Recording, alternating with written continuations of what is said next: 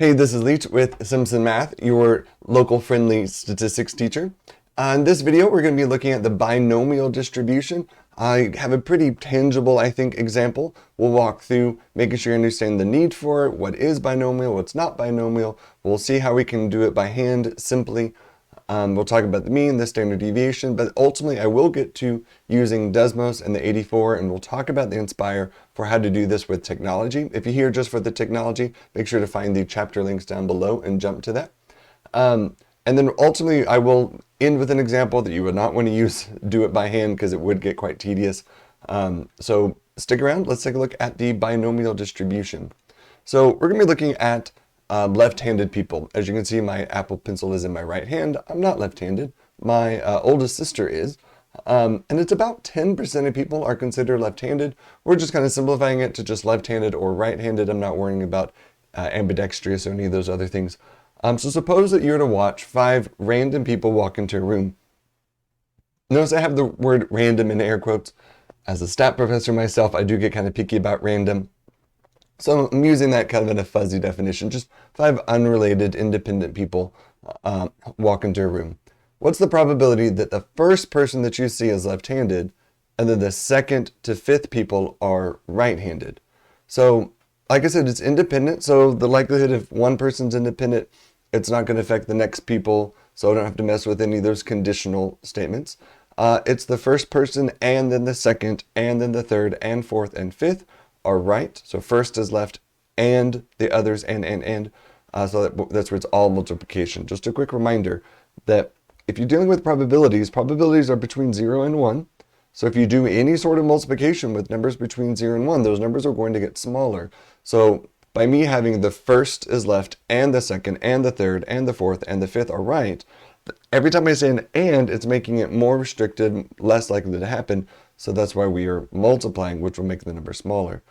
If I add any number between 0 and 1, it will always get bigger. Those are the or statements. So this is just and. So if I just have just a random person walk in the room and I notice that they are left-handed, what's that probability?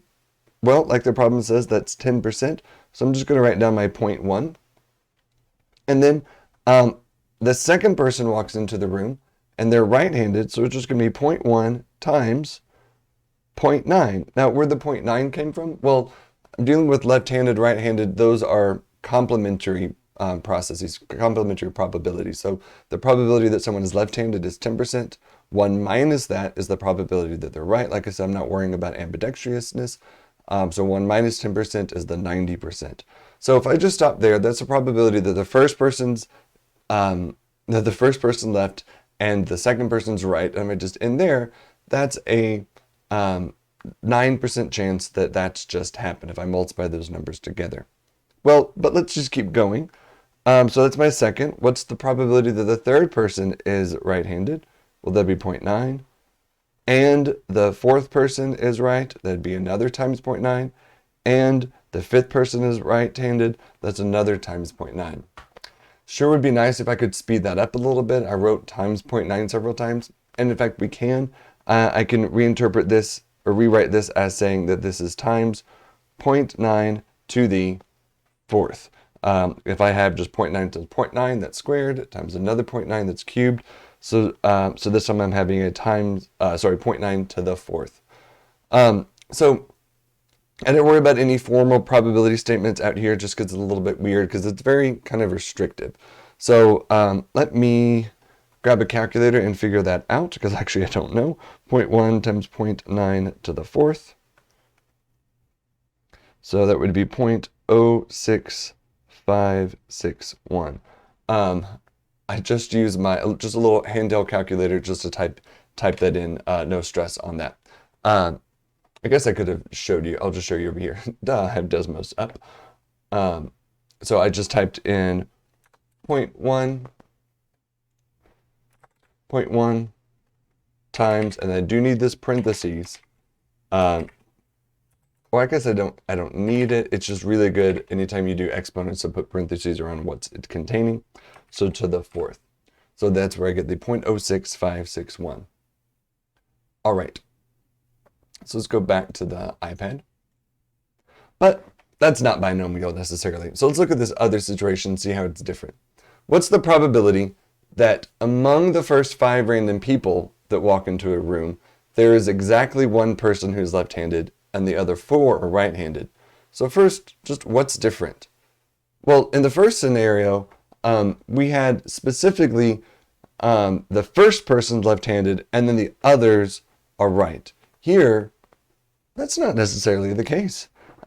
So here, what's different is that there's several orders, several ways to have 1 left and 4 right. In fact, let's kind of just jot that down real fast. So I could have a left-handed, right, right, right, right, right, which is what we just did. But I could have I could encounter a right-handed person first, and then a left, and then a right, right, right, and then a right, right, left, right, right, and then a right, right, right, left, right, and then lastly, the left-handed could be at the end. So notice that there are 5 ways that you can kind of order this one lefty among these 4 righties. You can kind of imagine that with like your fingers. If I have, these are my 4 righties, my 1 lefty, I can put them first and just kind of jump them all the way through. There's 5 different ways that we could do that. But notice if I did my probabilities here, what we just did a second ago was a 0.1 times 0.4 to, or sorry, 0.9 to the 4th. That would be this first one. But I don't want to have to mess with like saying 0.9 times 0.1 and then 0.9 like cubed or something. That's weird. And I remember that multiplication is commutative. So what I would have would be 0.9 times 0.1 times 0.9, 0.9, 0.9. I can rearrange all that to be, again, just 0.1 times 0.9 to the 4th. So I can rearrange all that to still have 0.1 times 0.9 to the 4th. But this time I notice that there are 5 different ways to do that. So I could just multiply that by 5. So this would be the probability of 1 left. Just kind of say that 1 left. And let's go to the Desmos and let's see what that is. So I'm just going to actually just grab this one that I've already typed in and say 5 times, and I get 0.32805. So 0.32805. 0.32805. So about 32%, 33% chance that you would have, if there was just 5 people in a room, that one of them exactly is lefty. Notice what's different about these 2 that we looked at. This one right here is where we have precisely in that order left and then 4 right. So this is this first one right here. But there's 5 total ways I could order that. So I'm just going to simply multiply by 5 and that will take care of that job. All right. Oops, moved my things around. I'll just leave that little gap. All right, given a group of 5 objects where 2 are identical in regards to the variable of interest, and the other 3 are identical, there are actually 10 ways to arrange these objects. And I have this kind of demonstrated here. So this time, instead of there being 1 left, now I'm going to be looking at 2 lefts. And so those are my 10 total ways that those things could be arranged. So with that information, what's the probability that among the first 5 random people to enter a room, there are exactly 2 left-handed people and 3 right-handed people? Well, I like to look at, I'm going to kind of deal with this one first. I like to use that left, left, right, right, right as like my benchmark, and then we'll just multiply by 10. So if I had, oops, sorry for that pop-up, left, left, right, right, right, my probability of left is 0.1, so it would be 0.1 times 0.1 times 3 rights times 0.9 times 0.9 times 0.9. Now recall, because this would be left and right and right and right. So recall that I could fix this and simplify this a little bit with my exponent. So I can just say this is 0.1 squared, and then because I have 2 of them, and then because I have 3 of the 0.9s, I can just say 0.9 cubed. So that's a pretty fairly efficient way to write that. But then remember that I have 10 of these, 10 total ways to order this. So I'm going to say 10 times this. So this is my probability of, I'll just simply say 2 left right now. We're being a little bit informal. Probability of 2 left. Equal sign, equal sign. So let's see what that is. So just to be clear, if I did 0.1 to the second power, I arrow out of the exponent, so I can say times 0.9 to the third, this would be the probability of just one of them. So specifically getting left, left, and then left, and then right, and then right, and then right. But I want any kind of scrambling of those. So I'm going to multiply by my total number of ways that could happen, which is 10.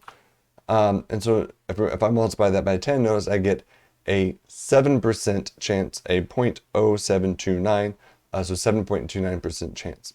So, oh wait, you can't see what I see. There we go. Sorry about that. So I have a 10 times 0.1 squared times 0.9. You can put the 0.09 there, but not required. Even that like times dot could be gotten rid of because Desmos assumes that multiplication. So I have 10 times 0.1 squared times 0.9 cubed, and I get that about 7%. So I multiply this out and I get the 0.0729. So not too bad.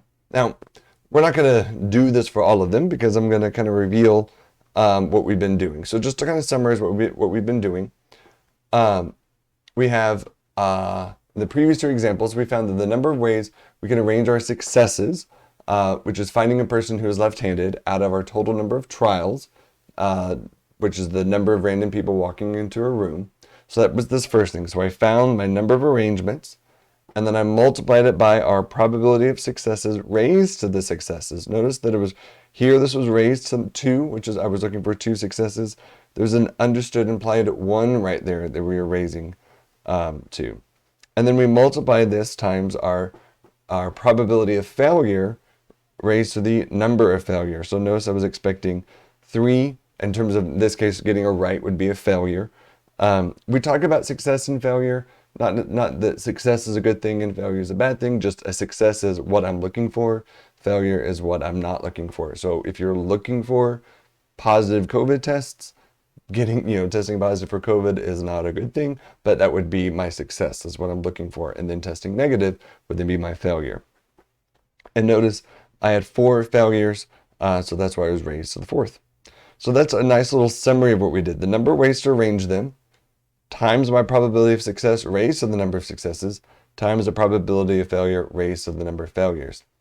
This is a nice, structured, predictable format, so much so that we have a name for it, and we call this the binomial distribution. At this point in your statistics career, you should understand what's called a random variable. You probably have studied random variables, how to find the mean and standard deviation of random variables and deal with their probabilities.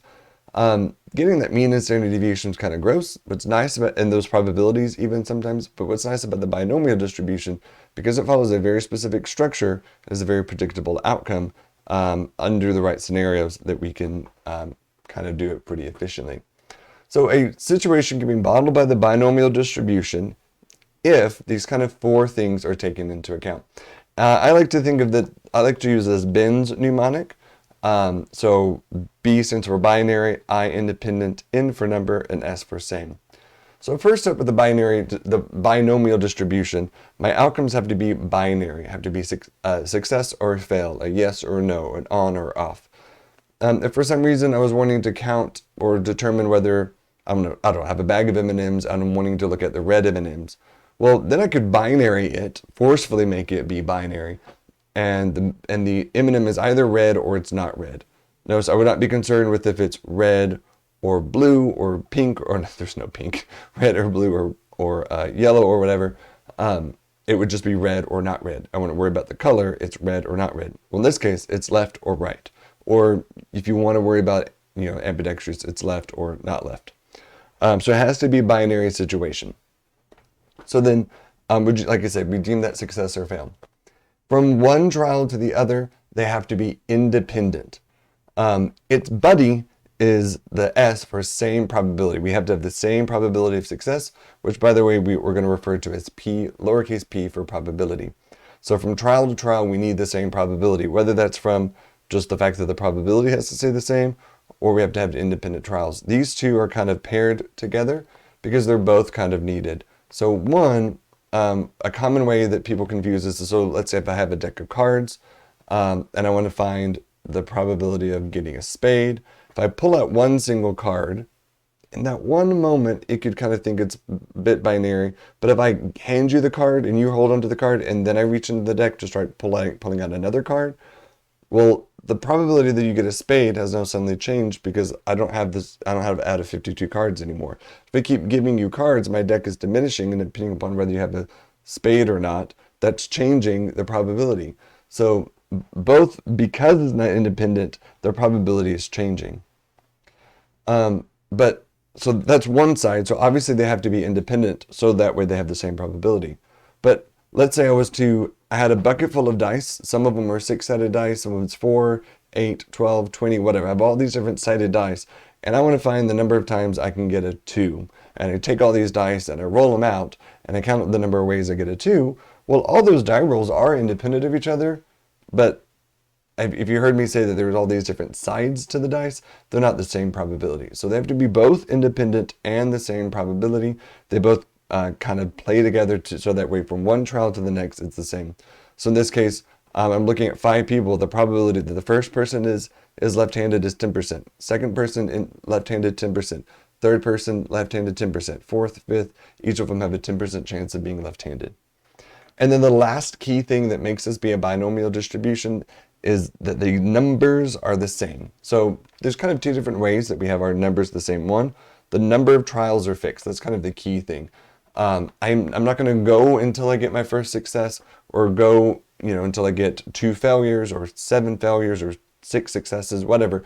That's not binomial. Binomial is, I'm going to look at 20 things and stop. I'm going to look at 5 things and stop, like this example. In a minute, we'll look at 74 things and stop. So before you get going, you're going to determine, I'm going to look at blank number of things and then stop.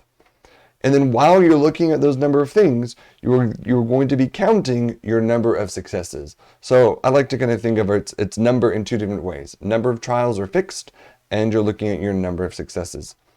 Another mnemonic that might be helpful to you instead of bins is you just take the word binomial and split it up.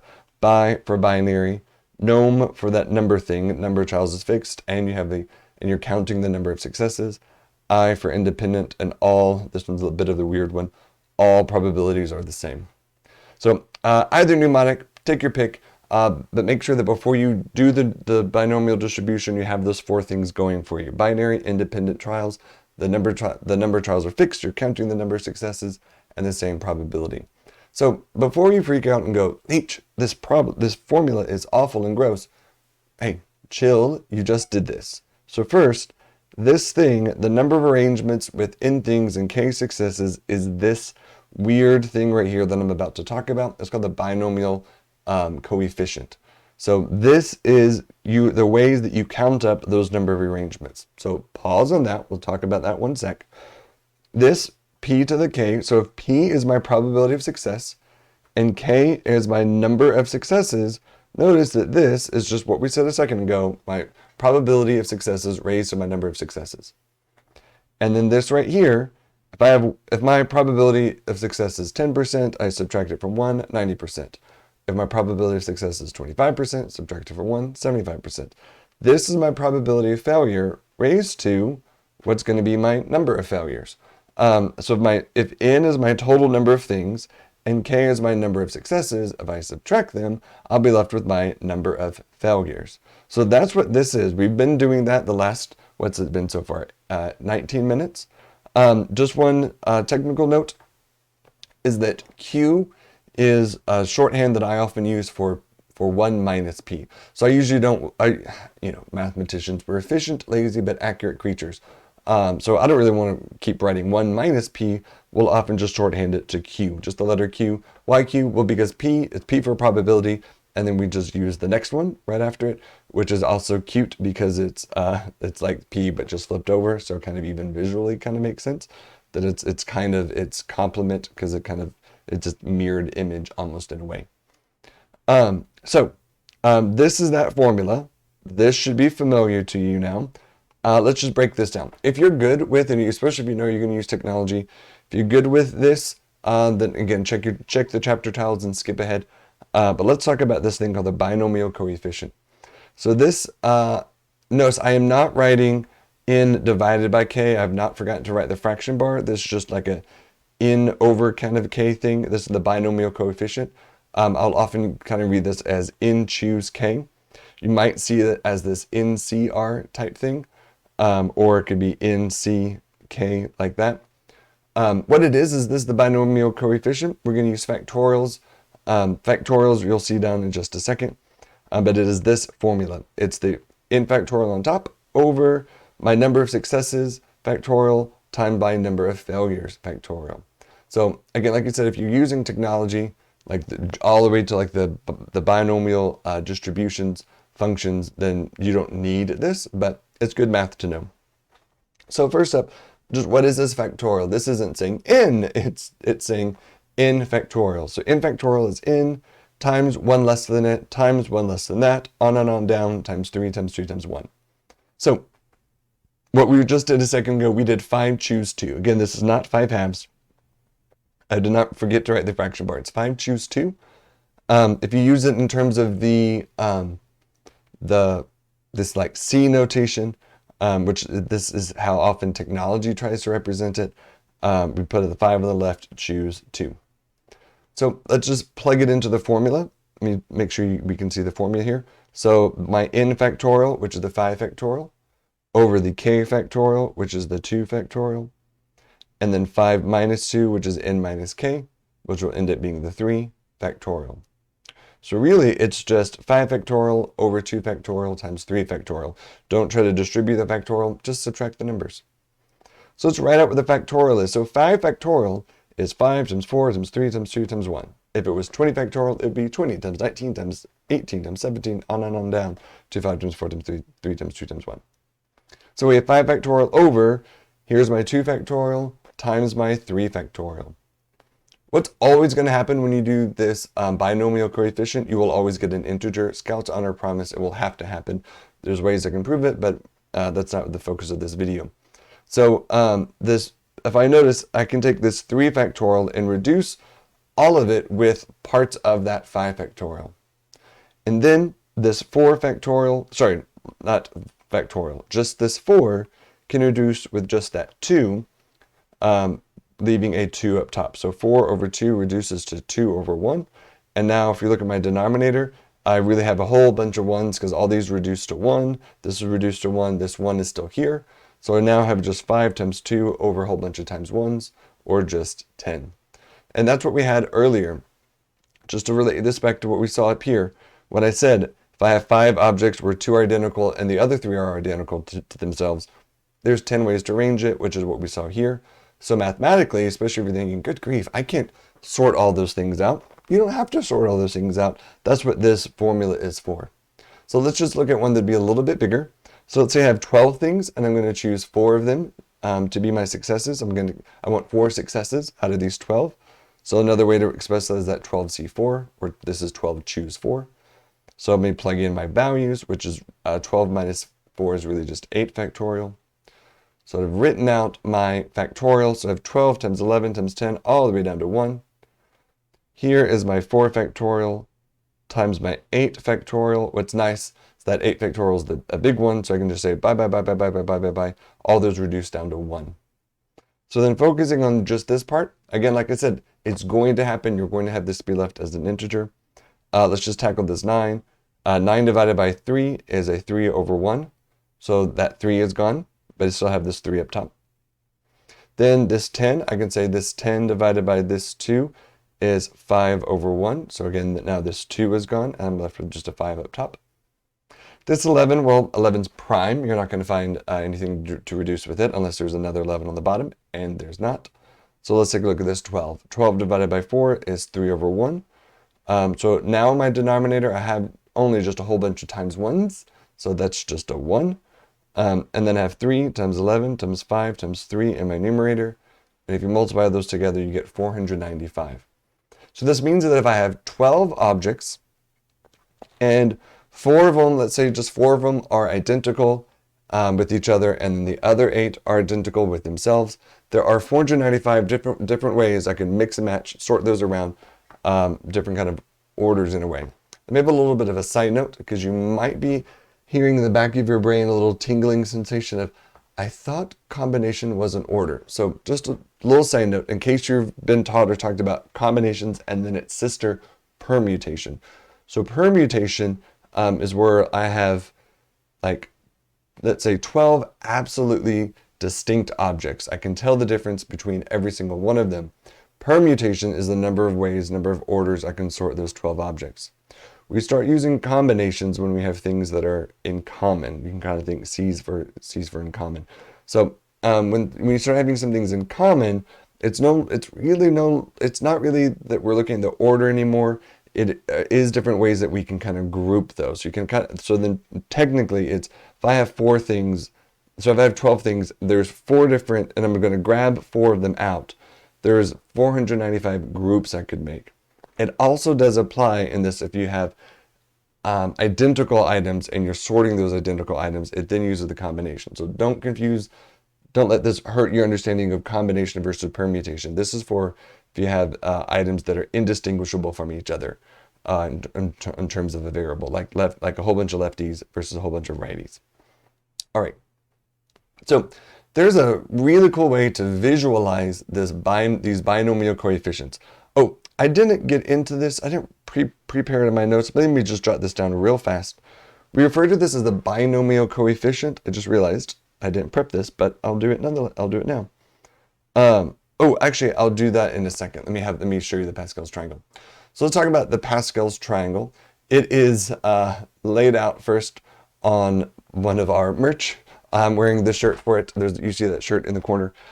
Wearing our Legend of Pascalda. So first, this is called Pascal's triangle. This is a mathematician's last name, Pascal. We, in our little cheekiness, said it. There's reasons that we nerded out a little bit and made this kind of look like a Triforce in the Legend of Zelda. I'll explain this in a bit. But let me first start talking about the triangle itself. So what you do is you start with 1.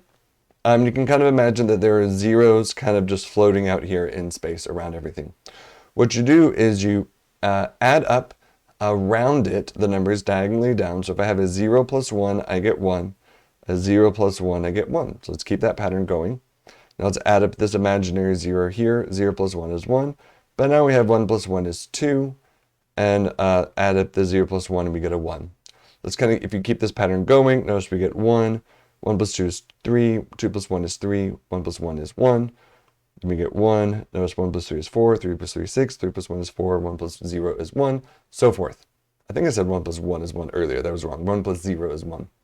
So if you keep this pattern going, here's notice 5 and 10 is 15. 15 and 6 is 21. So forth.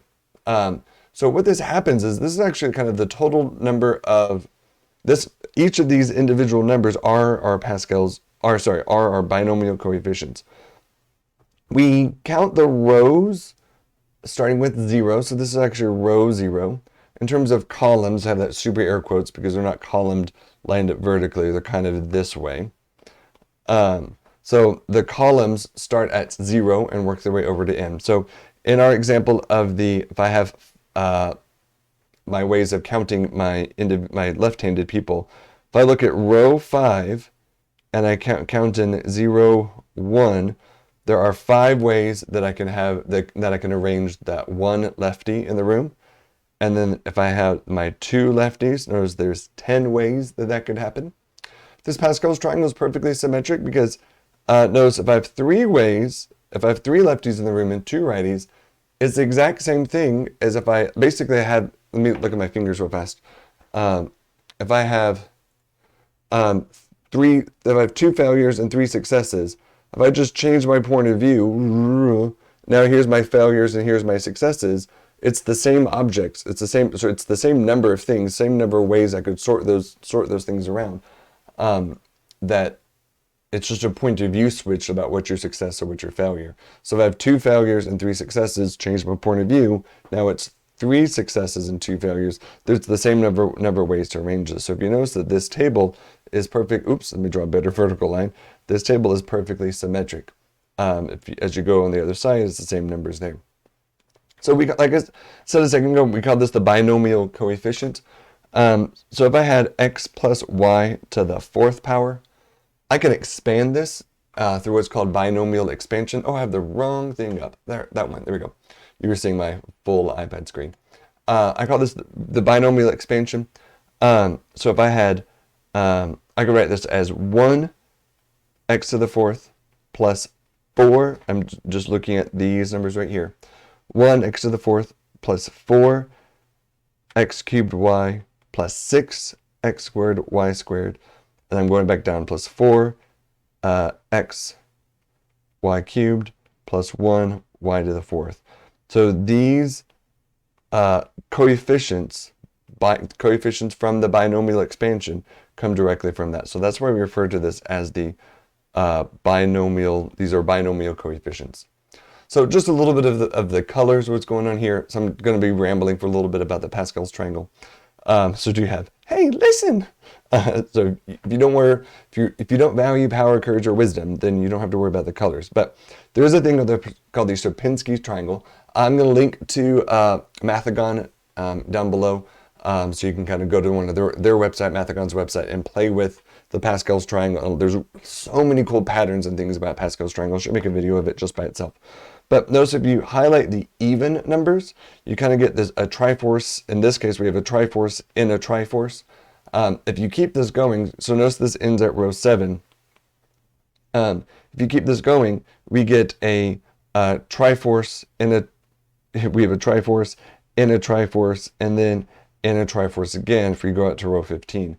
If we keep the pattern going, below this would be a huge, giant, what I would make it be a black triangle, and then a whole other set of triforces out to the side here. So in our merch that we have on our website and Etsy store, we have these, we have the pin and we have the shirt for the legend of not just Pascal, but Pascalda, kind of like Zelda, and the Sierpinski triangle, but it's the Sierpinski triforce. And if you buy the pin, and you pop off the pin, our backer card comes with the bigger triangle kind of revealed behind it. Feel free to make it go da da da da after as you open it.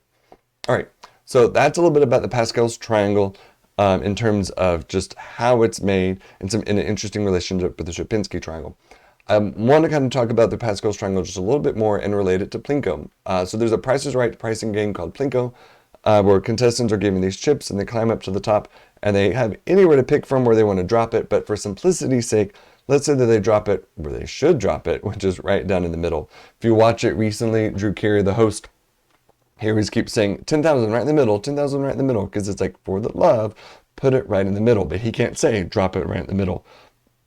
This image does have 100,000s from a promotional one, should just be the 10,000. So notice here that if I just look at these first 8 rows, I have the Pascal's triangle drawn out on top of here, because here's what's happening. So if the chip drops here, there's only one way that could happen.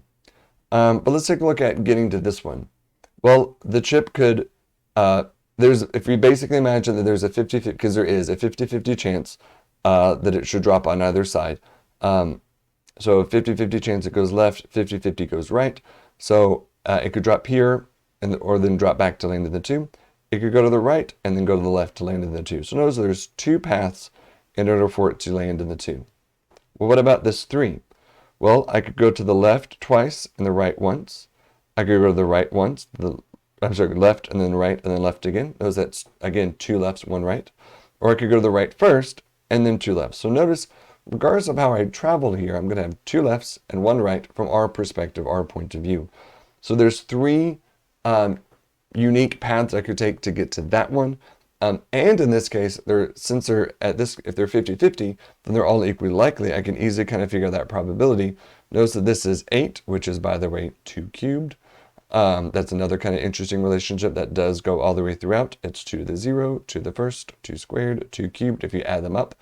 So I can figure out the probability that we land here, and that would be 3 over 2 cubed, or 3 over 8. There's a 3/8 chance that you land right there. So that pattern keeps going, so that tells me that there's 21 total paths to land here. Now, the Plinko kind of gets interesting. Oh, I just lost it. Oof. One sec. Error, danger warning.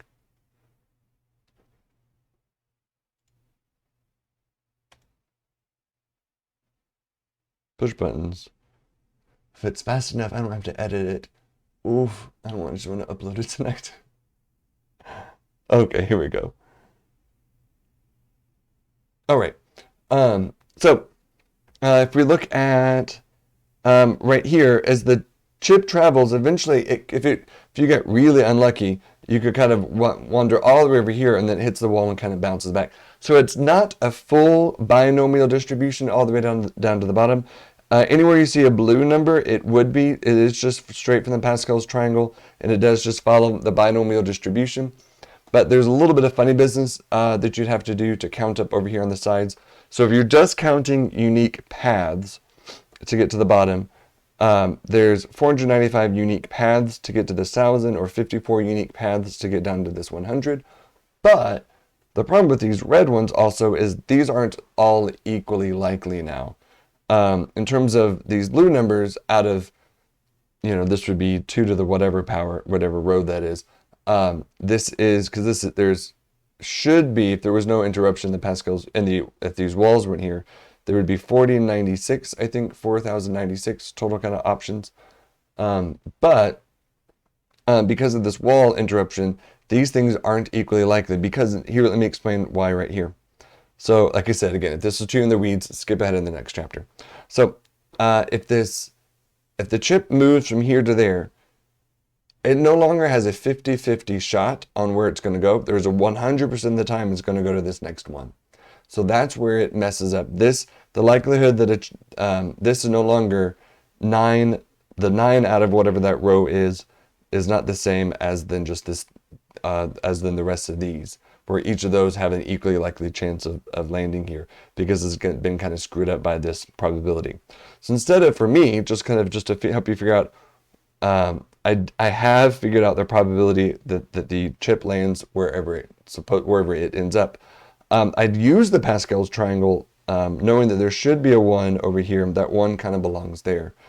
And then again, there should be a 10 here, and then a 1, and then there should be a 1 and 11. And I kind of figured out and determined if everything was kind of still equally likely, there would be kind of 66 paths, or kind of in a weighted sense, that those probabilities. So all this to say is, I think it's neat as a fan of Price is Right. My mom said that I learned my numbers from Price is Right and my letters from Wheel of Fortune. I just think that's cool to be able to see the probability that if you drop it dead center, that you land it in the 10,000 is about a 23% chance. But then there's about a 19% chance that you hit either of those zeros. But then it also trails down from there on either side. All right, so that's enough about Pascal's triangle. All right, let's bring it back to the binomial. Oh, by the way, let me just wrap up real fast just to be clear. I lied. So you could use the Pascal's triangle.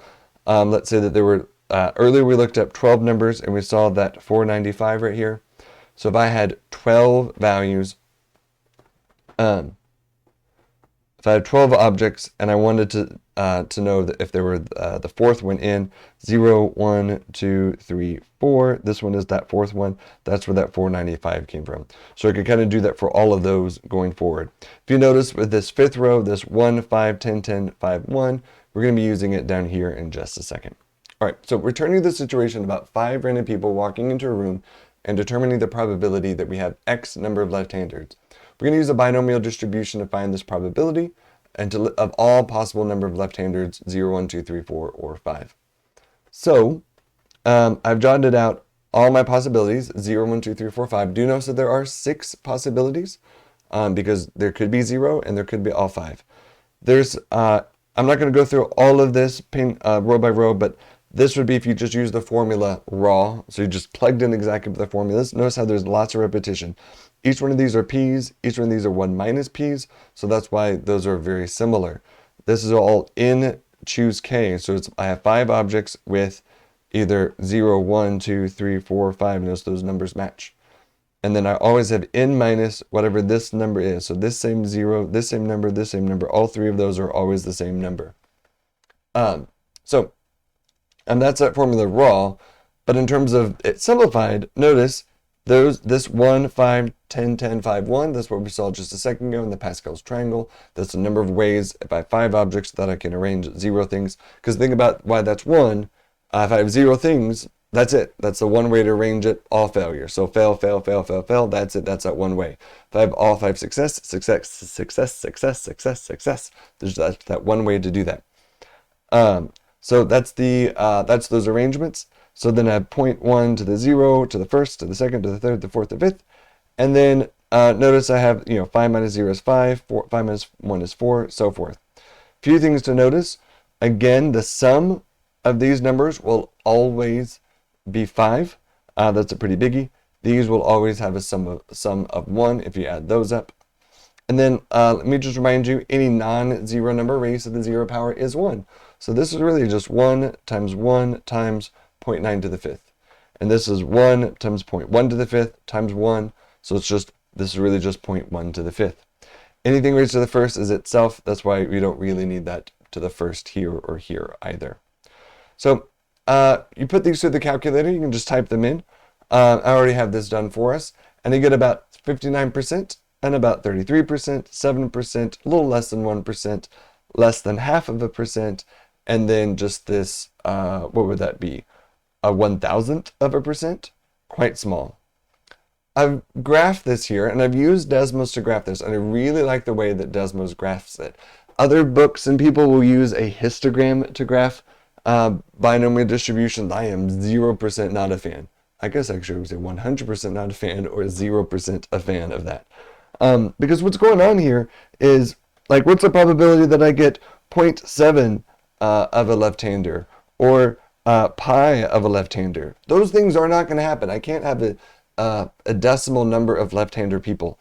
So that's why I like these kind of sticks. They'll do dots and lines underneath to show that it's very discrete. So I really like how Desmos graphs their discrete distributions. So here I have my number of left-handers, and they have their probability. And so notice that this is just about 60%, just about a little over 30, about 7, less than half, less than 1, less than a half, and then barely anything right there. So it kind of does feel like it flattens out, but it's never going to truly equal 0. It's always going to be something, because it still is possible to get those kind of extreme values. So let's use the above distribution. So using the above distribution, what is the probability that there is at least one left-hander in a random group of 5? So at least one. I'm going to drop myself down a little number line. I have a master's in mathematics. I often kind of get confused about at least, at most, no more than, no fewer than, those sort of stuff. So I kind of want to touch the things. So I ask myself, is 1 at least 1? Does that count? Yes, 1 is at least 1. That's kind of the minimum, at least 1. Then I go on one of the side. I go, okay, is 0 at least 1? I have to say it out loud. Or when I say it out loud, I'll go, oh no, 0 is not at least 1. Because it's at least, oops, there should be an X. It should be at least 1. So that's the smallest amount. So then is 2 at least 1? Yes. I think about it in a tangible way. Like if I'm asking somebody to go get me something, like someone was going to go get some candy, like little packages of Snickers or something. Those little fun-sized ones or bite-sized ones. And I was like, oh, give me some Snickers. And they're like, oh, how many do you want? Give me at least 1. If they come back empty-handed, I was like, where's my Snickers? I said at least 1. So they're going to go back and give me at least 1. If they like me. And who doesn't? So then if I say give me at least 1 and they bring me 2, it's like, oh, bonus. It's at least 1. They brought me 2. If they brought me 7, that's at least 1. If they brought me the whole bag, that's at least 1. So it's 1 all the way up to forever. In this case, it's really just 1 up to 5 because we can't go past 5 in this situation. So there's kind of 2 ways I could do this. I could add up the 1. I could add this probability to that one, to that one, to that one, to that one. But that seems kind of annoying. I could. It's not hard. I could just add those numbers up. But all of these numbers should add up to 1. If they don't, it's just as because of rounding error one way or the other. So there's a chance they might not add up to 1. Like this one, these actually, if you add up these probabilities, I don't think they add up to 1. They're just barely off. But that's just because of rounding errors. Not that you made anything wrong, it's just you just rounded up a few more times than you rounded down. But the best way to do this is just to take the one I don't want, because do you agree that there's only one scenario that does not make me happy? I'd be happy with a 1, 2, 3, 4, 5. And if everything adds up to 1, and I don't want this one, I could just take this number and subtract it from 1, and that'll give me the sum of the rest. So I'm going to do that. Do just that. I'm going to do 1 minus the probability of 0. So the probability of at least 1 is equal to the probability, is equal to 1 minus the probability of no successes.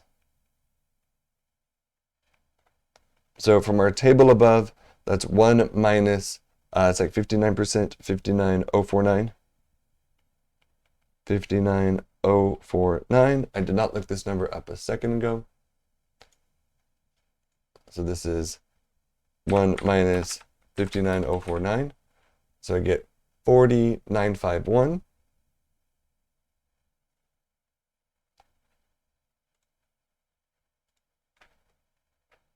I already forgot it. 40951.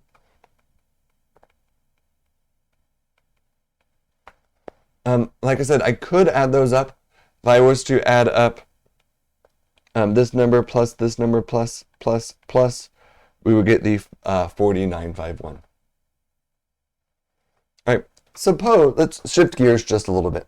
Suppose that you enter a room full of 100 people, 100 random people, and if 10% of people are left-handed, how many people in the room would you expect, not guaranteed, but expect to be left-handed on average? Well, if it's 10%, percent is per 100, so if it's 10 for every 100, if there's 100 people in the room, I would expect 10 people to be left-handed, because this is 100 times the 0.1, which gives us our 10, right? Well, what if there were only 10 people in the room? How many left-handers would you expect to be in the room on average? Well, I kind of think I would do the same thing. I would just take my number of successes. This time, instead of it being out of 10, instead of out of 100, out of 10. So it's kind of, I'm dividing by 10 in a way to go from here to there. So I could just kind of think that divide by 10 and end up at 1. But I like to think about it of, I'm going to do 10 things times my 0.1. So again, if there's a 10% chance that something happens and I'm looking at 10 things, so then I should end up with just one of them. I should just multiply. Notice it's my n times my p is what I should just be doing. N times my p. Well, what if there are only 5 random people, like we've been dealing with in this video so far? How many left-handers would you expect to be in the room on average this time? Well, if I follow this pattern, I would just do 5 times 0.1, which is my n times p. But if I do this, I'm not going to get an integer. I'm going to get a half. I'm going to get 0.5. Or you could think I took 10 and divided it by 2 to get here. So I'm going to divide by 2 again to get that 1/2. So I expect half or 0.5. Well, I've been emphasizing, notice I've been putting in italics on average here. So let's just think about what this means on average. If I were to enter rooms full of just 5 random people, so this room has 5 people, this room has 5 people, that room has 5 people. I'll do that over and over and over and over and over again. If I do that and I count up the number of left-handed people in each of those rooms with 5 people, let's say I do this thousands, hundreds, millions, billions of times. I said thousands and hundreds. You got the point. If I do that so many times, the number of left-handed people on average in each of those rooms will be about half of a half. The number of left-handed people is half, not necessarily half of a left-handed person, but will just be the number of left-handed people is 0.5 left-handed people. This startles some people because you're like, you can't have half of a left-handed person. But if something happens, if you were able to expect that if I was to average the number of left-handed people, that average, we'd have no expectation that would have to be an integer. So I'm okay with this. I'm not asking, there's a difference in saying, what's the average versus, hey, maybe you're having to buy cakes for a bake sale or something. You're having to make or prepare or buy cakes for a bake sale, and they say, oh, we usually have this number of people happen, like, you know, in our past 12 years, we've sold 36.2 cakes. Well, then you're not going to make 36.2 cakes. You can try to buy or acquire or make maybe 37 cakes, or maybe increase it by a standard deviation or something like that. Like, you're going to want it to be as tangible integer in that case, because you're doing something tangible. This is just an average, so it's okay for that to be a decimal. So just to be clear, there is a formula for the mean, standard deviation, and the variance. What's great about this, you might have just been studying about the random variables, and the math to get that random math to get the mean, standard deviation, the variance of the random variable. It's quite crazy, to put it bluntly. But what's the beauty about the binomial distribution is it's just n times p for the mean. That's it, n times p.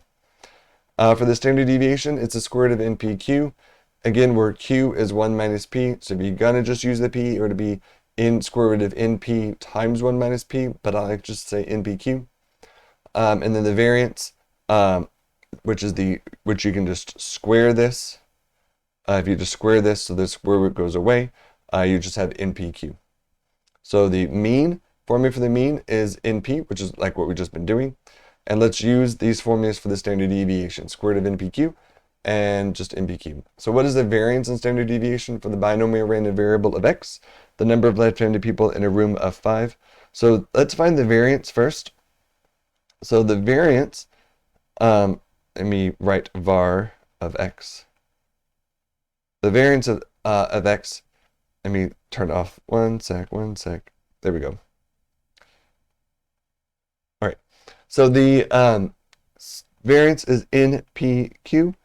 So n in this case is 5. P is our 0.1 like we've been using. Q this time is our 0.9, 1 minus P.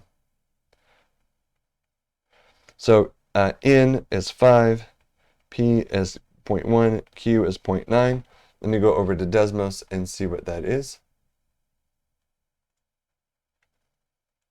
So N 5 times 0.1 times 0.9, and I get 0.45.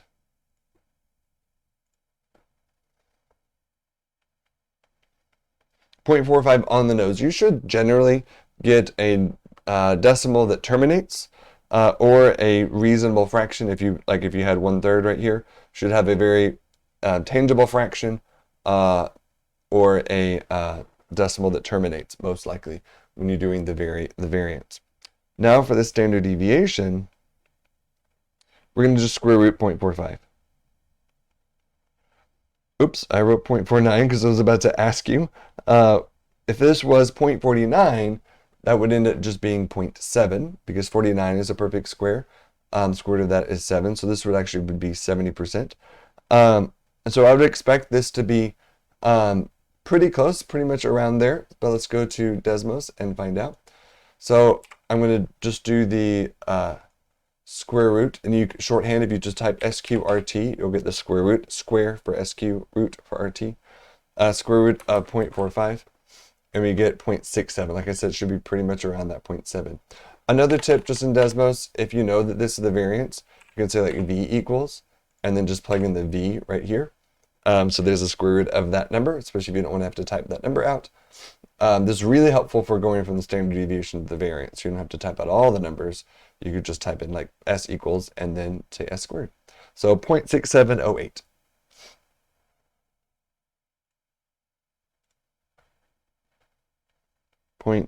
.6708. So that's our standard deviation. So the typical distance, oh, you can't see what I see. There we go. Nope. There we go. Oh, it's everywhere. So the typical distance that the values are away from the mean, the typical distance of the number of left-handers are away from the average of a half is about 0.6708. So we can find the variance and standard deviation by treating x like it's any old random variable. So we could do that by using those old techniques, and you'll see that those are the same. I'm not going to do that in this video. It's long enough as is, but that's how we would do that. I'm going to pause just one sec, and I'm going to show you how we're going to be able to do this in technology. I'm going to be using Desmos and the 84. I'm going to start with Desmos because it's nice and visual. The 84 is a has one little, not glitch to it, just one thing I'm not a big fan of. The nspire does fix that problem. So let's go to Desmos. I'm going to clear out what we have. I have a nice blank Desmos. I do have it nice and big here. Oh, oops, you can't see. There we go. I do have it on the biggest setting. So let's do the binomial distribution. So first, let me jump to, there is a way to say, hey, Desmos, give me the answer. But I want to just stair step in the problem. So we looked at, let me switch back to it. So we looked at, let's just put these up. So I want to look at the 2. When x is 2, let's get this, this 7% here. So I need to first find the 5, choose 2. So if you open up your keyboard down this bottom left corner and you select functions, scroll all the way down the bottom, you'll see NCR. So NCR, and once you're in, so 5, and then comma. If you need the keyboard, the comma is right here. 5, comma 2, and that's where our 10 comes from. So now you can just type in 10, or if you don't want to type in 10, you could just use the NCR like that, and then say times 0.1. You don't have to, yeah, I did say square. Yeah, so this is to the second, so I have 2 successes, 2 lefties. And then you don't need the times, but I think I can get rid of the times everywhere. Yeah. And then 0.9 to the third. And so notice there is my NCR, my NCR, my P to the, I can't talk today. Let me start over. Here's my NCR, my number of ways I can have 2 things out of 10. Sorry, 2 things out of 5, which is 10. My probability of success raised to my number of successes, and then my probability of failure raised to my number of failures. So that's how you do it by hand. If it was the 12 and 4, I had 12 things and 4 successes. So let's say here's my 4 successes, and then this would be an 8. Oops, it would be a to the 8. That's how you would do that by hand. But that's kind of the long way. The best way is just to use the built-in binomial distribution function. So let's go to functions, scroll down to, oh, by the way, I know I'm jumping all over the place. This NCR, this 5 choose 2, comma 2. Just to show you, if you really had to use a formula, to get the factorial, just do 5, just put in an exclamation point over 2 factorial times 3 factorial, and that's how you get that 10 as well. So the formulas work. Just use the exclamation point on your keyboard, or it is right here. If you switch to the ABCs has the exclamation point right there. So just use regular exclamation point, and that works out. All right, now on to the binomial distribution. So I passed over it. So at the very top we have, you see stats. That's not what we want. Pass over that. Visualizations, we're not making those right just yet. So we're going to use the binomial distribution, Binomial.DIST.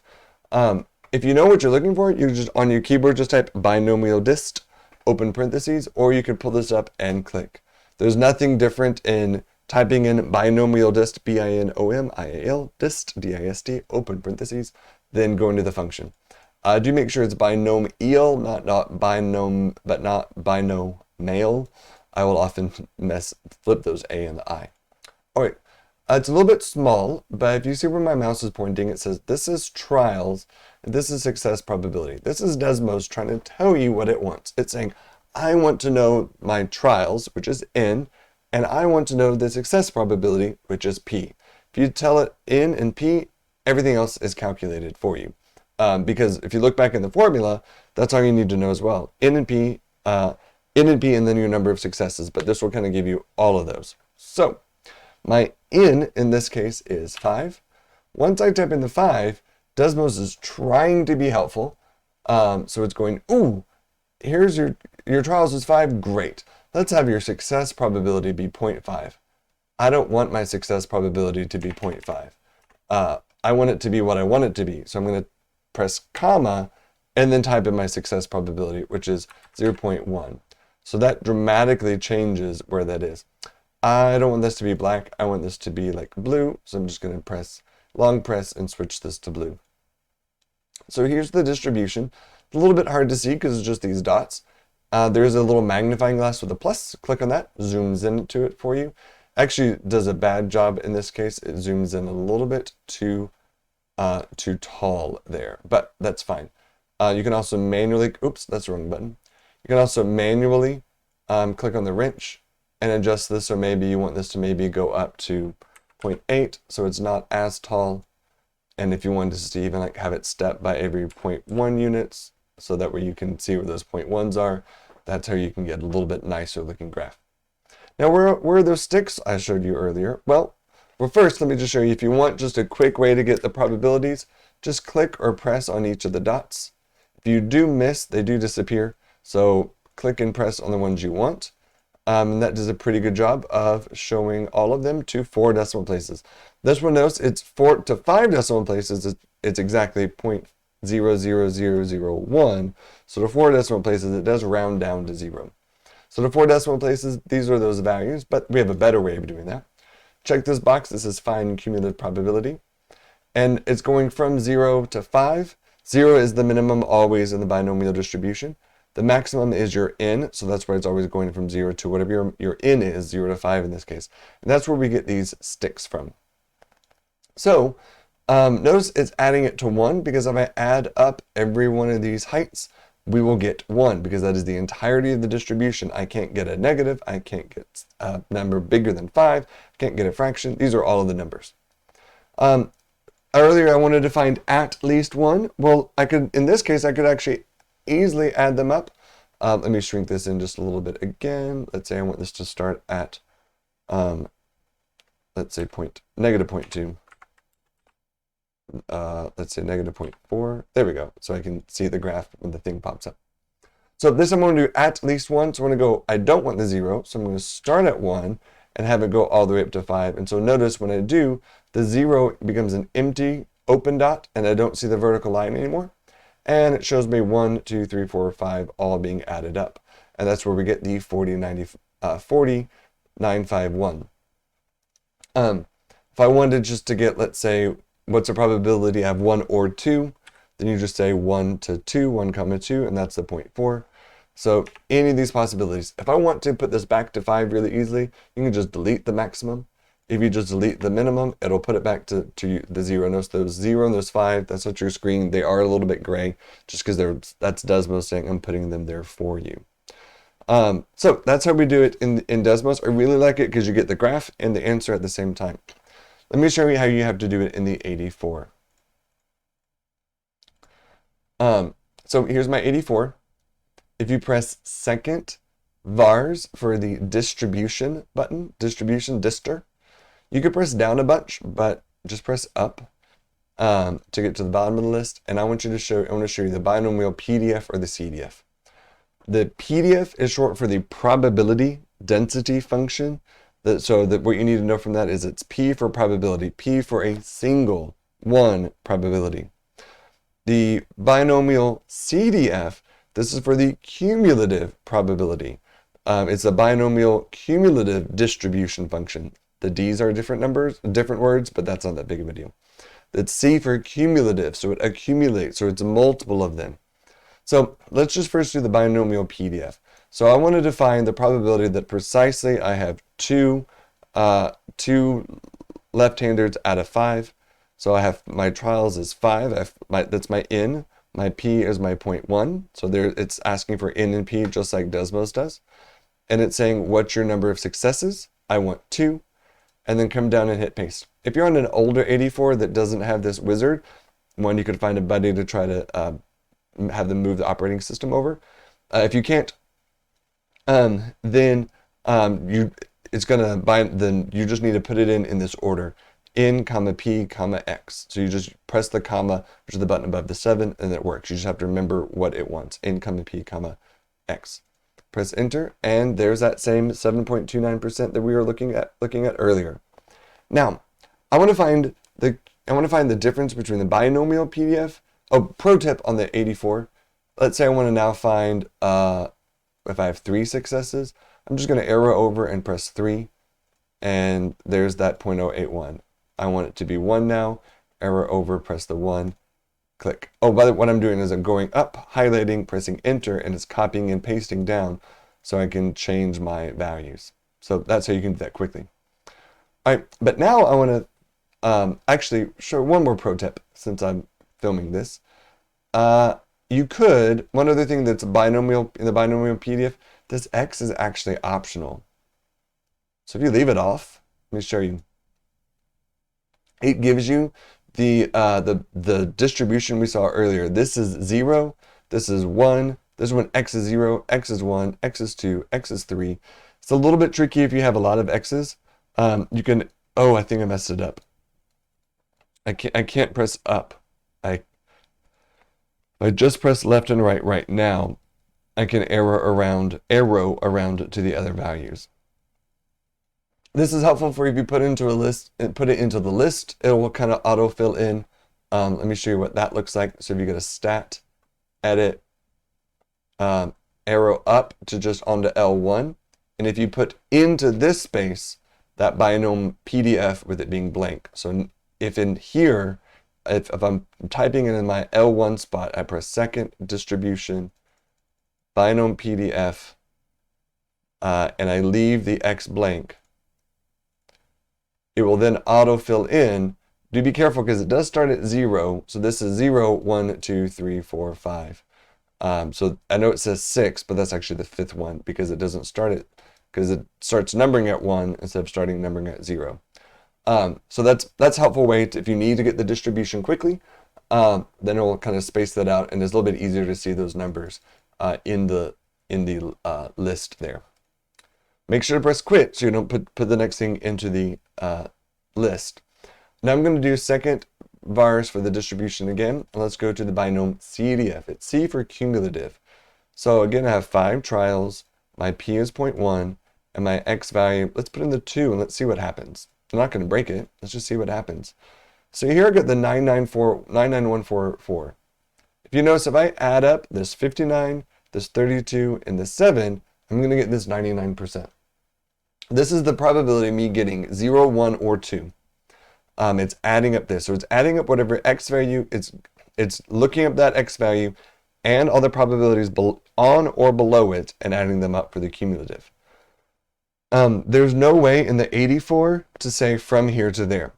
If you're on an nspire and you go to the binom PDF, sorry, binom CDF, it will ask you for a lower bound, upper bound, just like Desmos does. This is the 84 is like one little baby sticking point, is that if I'm wanting a greater than, so that at least 1, you're gonna have to do the 1 minus. So if I'm wanting to find the probability, let's say greater than 1, so this would be 1, so the 2, 3, 4, or 5. If I put in this 1 here, this is going to add up the 0 and the 1 for me. And if I do 1 minus and I arrow up and click on my answer and press enter, or I could just do 1 minus the thing itself, either of these will give me those numbers. So if you want the area above something, the probability above a certain number, but not on it, you're going to have to do the 1 minus. Now let's say if I wanted to find 2 or 3, then I'm going to have to do, I could look up the 3. So let's say I'm going to find 2 or 3. So just to be clear on my picture, I'm going to be adding, so in Desmos, I'm going to put 2 to 3. And so visually notice it's going to be 2 and 3, but not 4, not 5, not 0, not 1.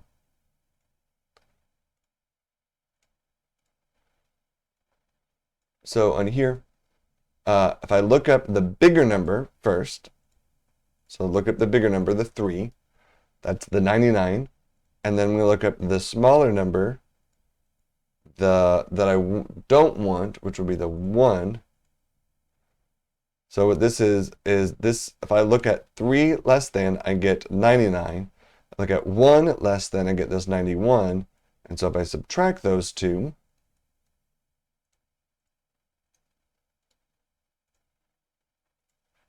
you get that 8.1%. Or if you go way up to your values of right here, this 2 and this 3, and add them up, that's where that 8% comes from. So, like I said, the 84 does not do a great job on these probabilities because it only behaves less than. I do like Desmos with this. But like I said, if you're stuck with having to use an 84 like on the AP test, then that's what you got to use. So just be careful with that. The nspire, though, does do the tweener, which is nice. All right, one last quick example. I know I'm already over an hour, but one last example. So often in large lecture halls, there is an auditorium-style seating with a tabletop that can be pulled up from between each seat. These tabletops are designed generally for right-handed people, but on the far left-hand side of each row, there is one special left-handed tabletop seat.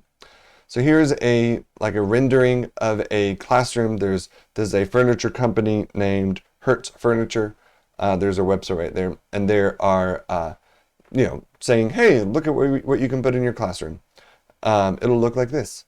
So if you notice that there are these little desks, there's desks can kind of, they rotate 180 degrees and then pivot up and lock into place so they can be written on. But if you notice on the far hand side of each row, there's that one's kind of color weird because that's actually the inside of it. So the left-handed people can flip it 180 degrees, rotate it up, and they can be on the left side for them. So the end of each of these rows is a left-handed desk because it's kind of only on like that desk, that tabletop, if you notice, won't cover the full seat. It kind of has that right arm and then just that on the right side is a little area, but on the left side, it's kind of open up. So that's why it's kind of important that you have a left-handed option. So like I said, this is from hertzfurniture.com. So that's a rendered classroom. Oh, fancy. There does appear, at least I couldn't really tell on this one, but I saw a similar product where they had plugs, USB plugs and Edison plugs on the rails underneath the seats. That was nice. But in this mockup, as best I could figure out, if I was assuming that those two sections were symmetric, the front rows have 8 people, second rows have 9, and the third and fourth rows have 10 seats total for 10 seats for a total of 74 seats. So there's 74 seats in this classroom. And the best I could tell, it's only in the ends of each rows. They didn't double up. There are only 8 seats with a special left-handed tabletop. So we know, we've been talking about that 10% of people are left-handed. Suppose that a class of 74 students all show up on the first day of class. What's the probability that a left-handed person will be forced to sit in a right-handed desk because there were more than 8 left-handed people enrolled in this class? And we're going to assume that there's no right-handed people who sit in the left-handed spot.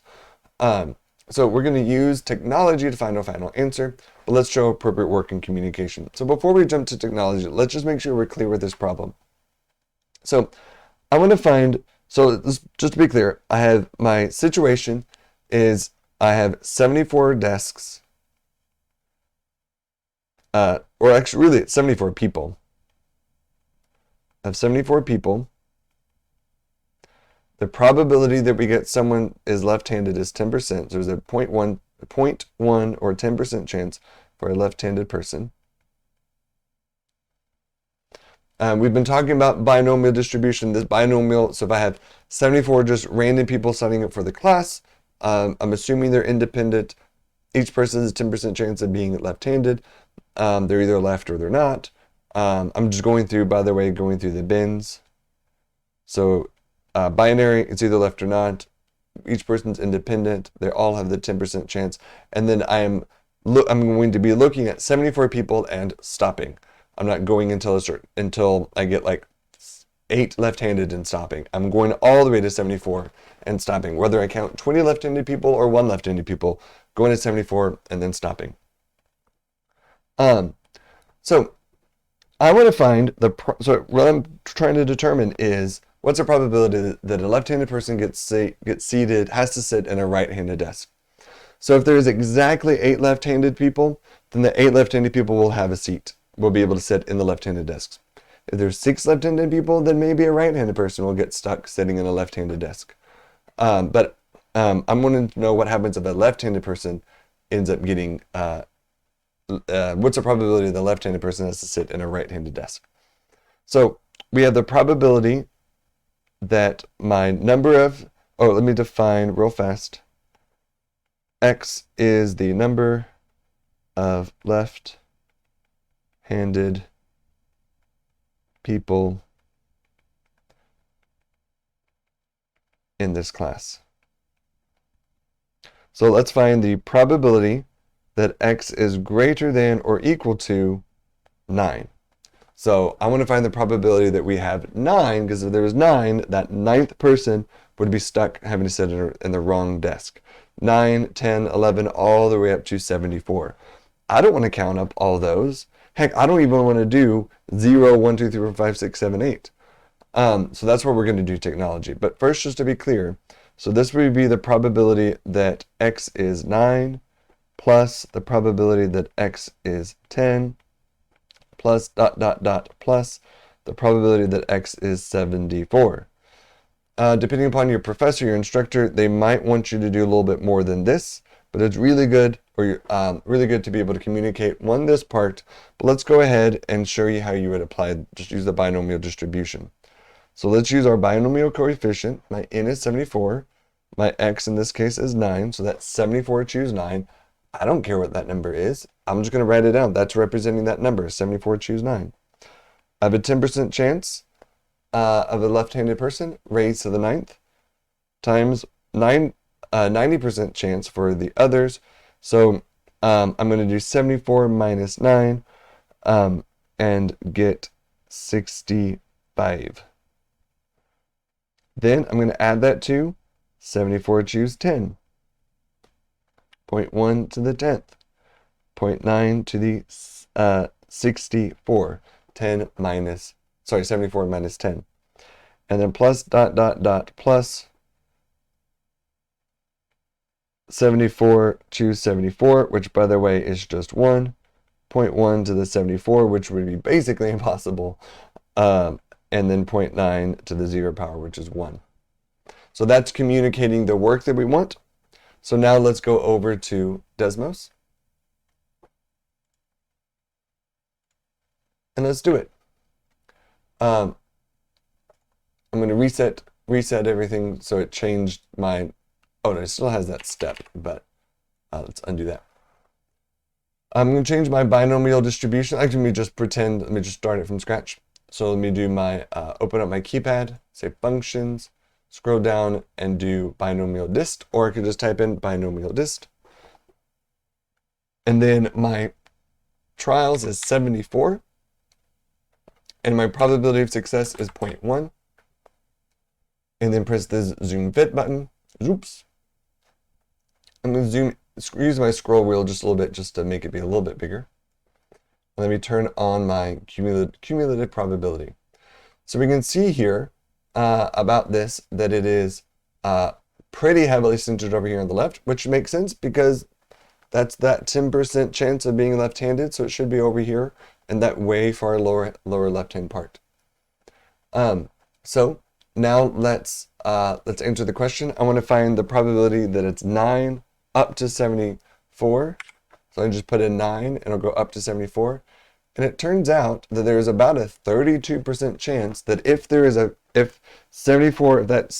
that was max capacity seating, that there's 74 people, that there's a 32% chance. So there's a lefty who's going to have to sit at a righty's desk. So there are a few options. They could add a few more left-handed desks, but then that might make more right. So then there's a pretty similar chance that a right-handed person would be stuck at a left-handed desk. The solution really is then to not set that room at max capacity. You can maybe jot it down to 70 or something like that. Let's actually find that out. Let's say if they only allow 70 people to sit in that room. So there's 70 people sitting in the room where there's 8 seats. Notice how much it changes. It went from 32 down to 26. Let's just play with it for just a second and see what's the how far down would my seats have to go in order for this to be, let's say, less than 5%. So let's say if they allow 60 students to sit in, only up to 60, that there's still a 14% chance that someone's gonna there's only a 14% chance. What about 50? That's still just barely over 5%. 40, that jumps down pretty far, but let's say 49, 48. So yeah, so it would, if they have 74 seats, they would have to run that room at 48 students. It's a pretty big reduction for there to be less than a 5% chance that you would have a student who's left-handed who's having to sit in a right-handed seat. So the solution really would be to probably add a few more left-handed desks to that room. Because as we discussed, if I have 74 people, I'm going to multiply this number times 0.1. Well, actually, I guess this is over that 10% mark. 8 desks is over our our average, but looking at our standard deviation, 74 times 0.1 times 0.9. Let's take the standard deviation of all of that. Oops, wrong thing. SQRT. Oh, I did that wrong. 74 times 0.1 times 0.9. I didn't practice this part. I'm doing this off the cuff. So if we look at our standard deviation, 8 seats is not one standard deviation above the mean. I would probably actually recommend that they would have maybe just a few more left-handed seats kind of hanging out there. Maybe up to, if you add about 7.5 to this 2.5, they should probably have about 10 seats. So let me put this back to 74. And if we go up to 11 seats, that jots it down to just 11% chance that someone would go. If we go up to 2 standard deviations above the mean, so that's another about 3 seats. So they have 13 seats available, 13 left-handed seats. Even if they're just kind of extra, then that would really take care of it. So yeah, notice, yeah, it'd be around that 13 mark. That would be less than that 5%. So they should probably put a few more, so you don't have those kind of awkward situations, or they have to be expected to not run it at max capacity. All right, so let's answer that question real fast. So what did we say? It was, I've changed the problem since. Put it back to 9, 31.98. So this probability is a 31.98, or about a 32% chance. So there's about a 32% chance that if this room was at max capacity, that there's somebody who's a left-handed person who's not going to have a seat for them, which would be a bummer. So they might want to look into fixing that. All right. So we looked at, this video is too long. But let me go back and do this on the 84 real fast. So if I want to do, I played a lot on that last one. Clear. Oh, no. Quit. Clear.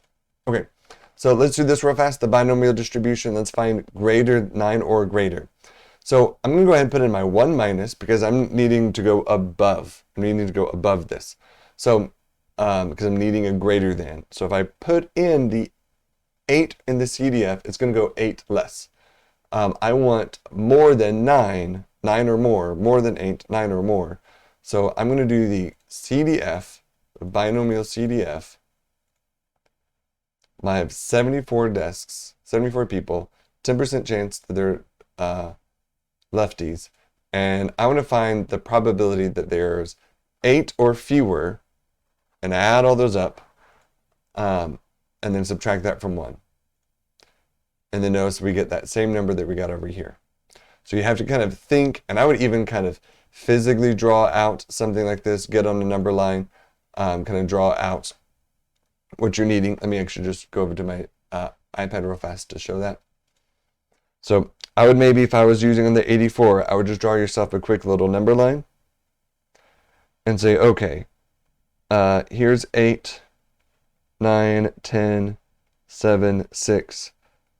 I want to find the probability that it is 9 or more. I want all this, 9 or more, but I don't want this 8 or less.